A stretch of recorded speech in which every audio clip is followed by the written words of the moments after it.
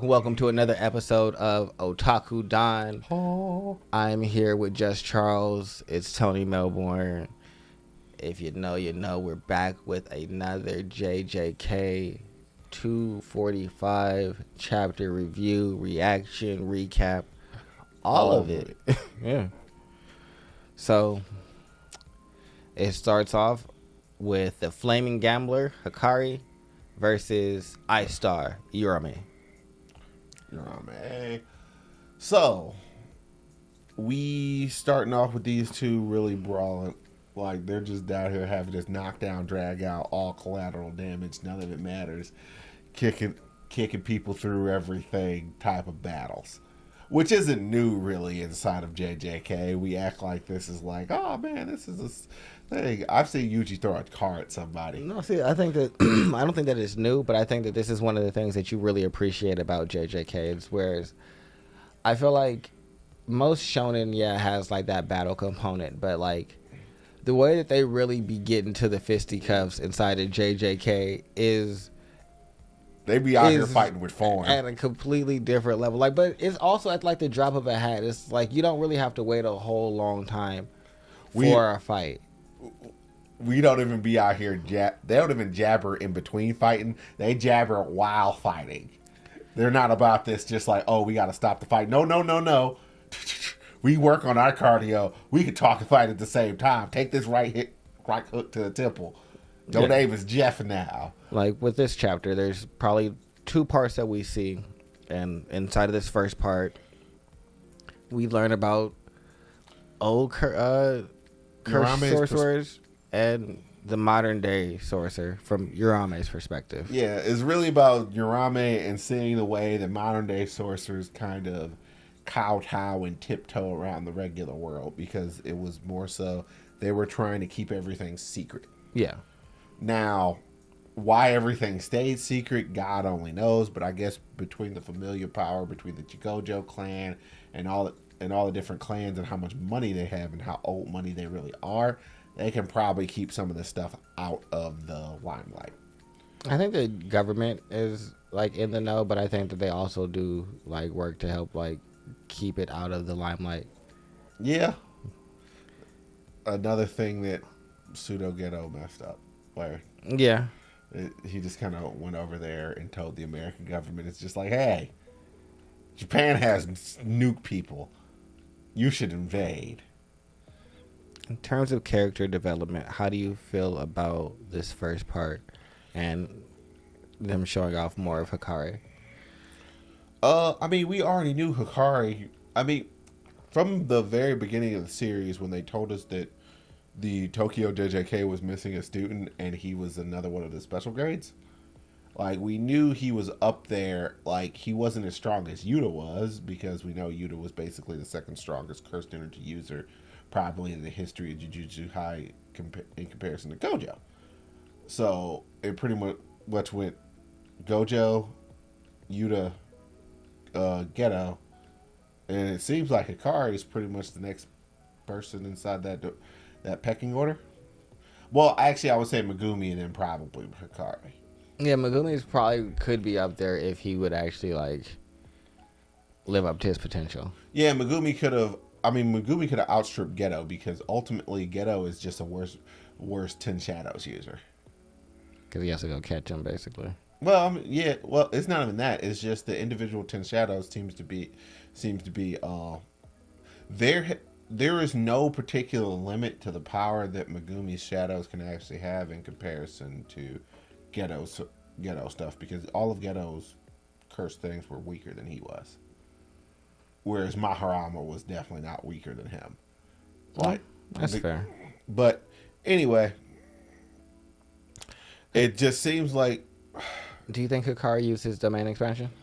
It seems like he hit a jackpot already, just based off the fact that he's regenerating at the rate that he That's is. what I'm thinking. I feel like he's already inside of his domain, and Uraume doesn't understand like how it works, and so he's capitalizing off of that and hitting these jackpots and like. Well, yeah, that's kind of the nice part about having one of the more esoteric or weird setups, is that a lot of people just don't perceive what's going on. And it doesn't seem like Hakari actually does not need the binding vow or the explanation to actually juice his power up. No. I'm not doing none of that. I will continuously remind everybody, people explaining their powers in JJK actually increases their power. It's like explaining how the Kamehameha works inside of Dragon Ball Z, inside of this universe, would make the Kamehameha more powerful. It's real weird, but at least the author made some actual reason for explaining it. And you're not dealing with Hunter x Hunter people where explaining it was actually the first condition for me killing you automatically. I like that Hakari is Yuta's Foil? No, he's his senpai. Oh. Yeah. That's just hilarious. He's like, yeah, my co used to say shit like that. We're talking about like the humanity and everything like that. He's like, I gotta live up to him. You're right. Well, now I'm gonna deck you in the snobs. So no, I'm interested to see their fight really get like going.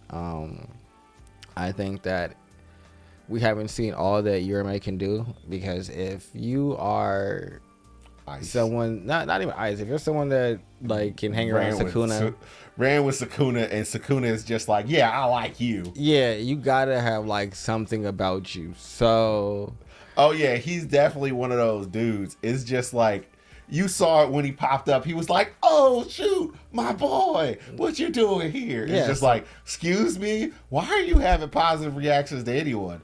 He's my friend. Yeah, I have friends. You do? Yes. Just him. But just friend nonetheless. All right, well, yeah. It's just like, what kind of people, honestly, what kind of people do y'all have for friends? Y'all are out here running around with a bunch of monsters. Y'all don't have anybody who's not a friend, who's not a special grade, at least a grade 1 sorcerer. So who's really the weirdo here? Yeah. But we do get to see Sukuna in this chapter. Yes, in the courtroom. And he is bored. Well, so bored. It's the issue with Hakari and him being a brand new... Oh, Higurama? Higurama. It's the issue with Higurama and him being a brand new curse user. He doesn't understand the particulars of his own power.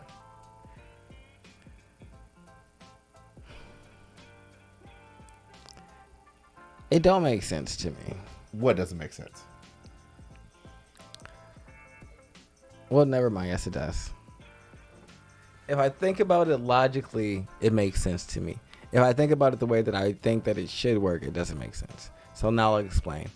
Higurama's power and confiscation. Yes.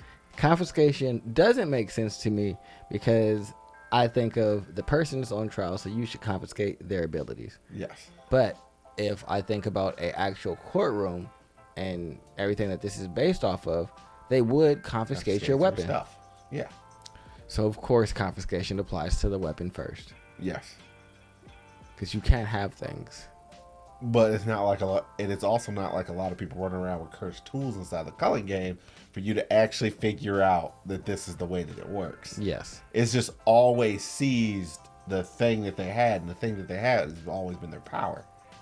But the guy that was with Panda shows up at the very end. Do you think he did enough to save Higurama? Because it looks like he put his arm in the way. Or do you think he just jumped to his death too? Because if you just jumped to your death too, bro, that was such a waste. Like, why did you do that? Depending upon the perspective.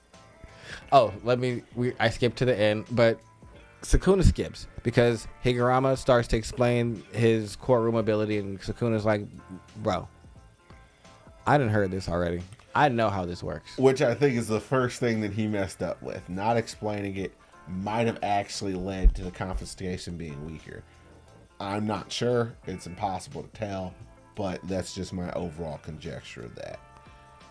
I'm for that. I don't have an issue with that being the case.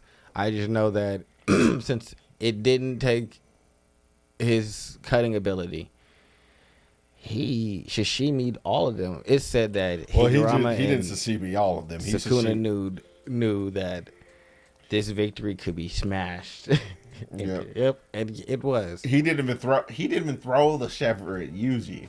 He just threw it at them. I mean, because he also knew Higurama was not physically capable of hanging with him, because he still got the death sentence. So he has the sword. So that means if he hits Sukuna with the sword, Sukuna is dead. I wonder if other people can use the sword. That's the ultimate thought process for me. Can you hand the sword over to Yuji? Oh, look at you going the positive route. I went, what if Sukuna decides to take the sword? And that's why he killed him first and was interested in the sword. Well, I'm guessing if he dies, Sukuna, the sword disappears because the sword is tied to him. Like, maybe.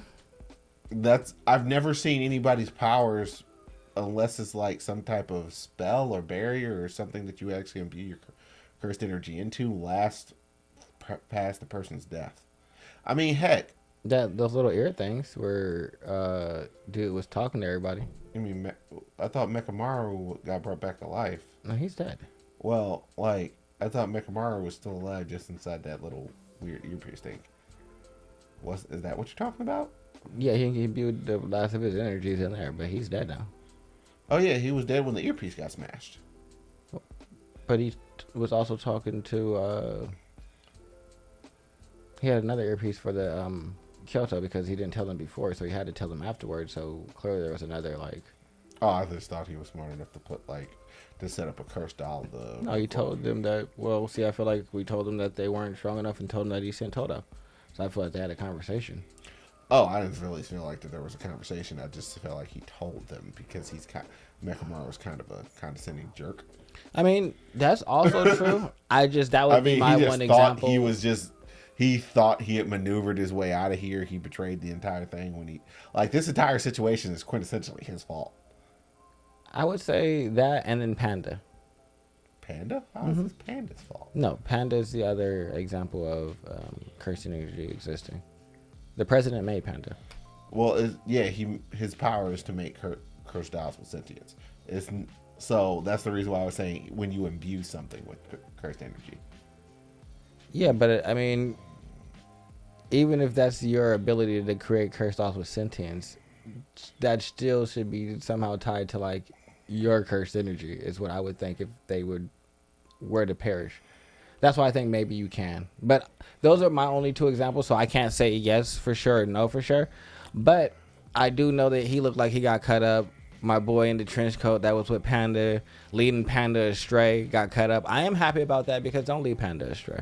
Panda's too cute to be led astray. Yeah, he trying to go help his homies and you scary and you didn't want to do nothing. So hopefully this sacrifice that you did when you jumped down did save his life. I don't know. Oh. I mean, I think so, but it's Yuji's time to shine. Yes, it is. I mean, ultimately, none of us wanted the courtroom to work. No. I'm ready for Yuji to pop out. It's like, all right, time to throw down. And him to just... I want Yuji to come out with his power, but I also kind of don't want him to because what would ultimately be more hilarious inside the situation is that everyone else has superpowers and Yuji just does it with like hands and feet. It's just like, I got 4 hands. Don't mean you can fight with them. I'm a cursed user. That's right. You're a caster. You know what casters don't like? Getting punched in the face. I mean, that might be the ultimate way that it goes. But hopefully we get to see in the next chapter. But I don't really have too much else. You're breaking your friend's ribs. My friends will want his ribs breaking. It's not even my friend's body no more. Like, bro, you grew arms. Half your face is a demon face. I don't even know if he can be turned back, so... I don't want to be looking into that all day. Yeah, like, that's not going to be Megumi. What are you talking about? Like, we got to get the Megumi body back. This body is different. All right. Well, I guess that's it. Yeah, This has been Otaku Don. Sleepy Melbourne, Just Charles. Like, subscribe, comment, share, do all the things for all of us. Goodbye. Bye-bye. We love you. Okay, we love you. Bye-bye.